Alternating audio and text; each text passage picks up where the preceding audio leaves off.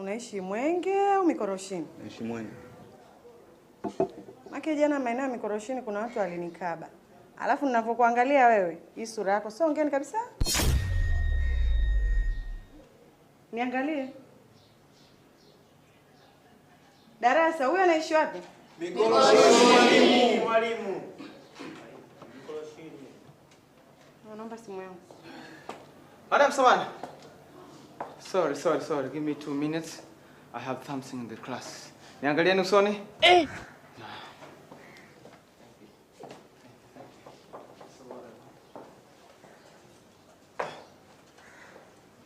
Hivi unaona mimi mtoto, si ndio? Unaona mimi mpumbavu, unaona mimi mjinga. Kwa hiyo mimi niacha begi staff, umetuma mwanafunzi ameenda kulichukua amekurudishia, si ndio? Simama juu. Nimekuja kivingine, simama juu nitakuchanjia sasa hivi. Naposema simama juu nisikilize. Hadi nianze kutumia mabavu yangu, si ndio? Wewe una nguvu na wapigaga watu. Pigana wenye nguvu wenzako sasa. Pigana wenye nguvu wenzako. Mimi nikichefuko huwa naweza nikachukua maamuzi yoyote. Shenzi. Wameua ngapi? Naona piga kelele za nini? Umepigwa wewe? Au unamwonea wivu mwenzako nikupe na wewe haki yako, si ndio? Kelele za nini mtoto wa kiume? Nini sasa? Shenzi kabisa. Sasa naondoka na hili begi.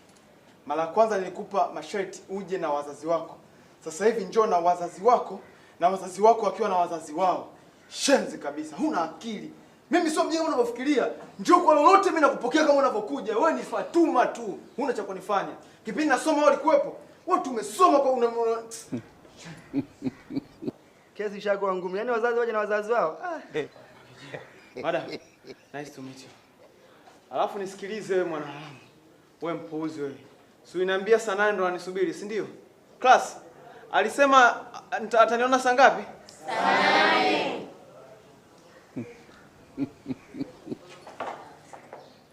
Class, have a good day. Wewe vaa shati. Naongea na wewe, vaa shati. Madam Samani. Yaani huyu yakishapanda hayawezi kushuka. Hata ukimshushaje mpaka ashushe mwenyewe. Naomba simu yangu.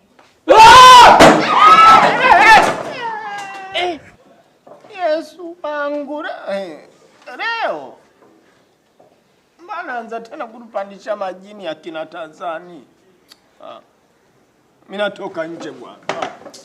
British School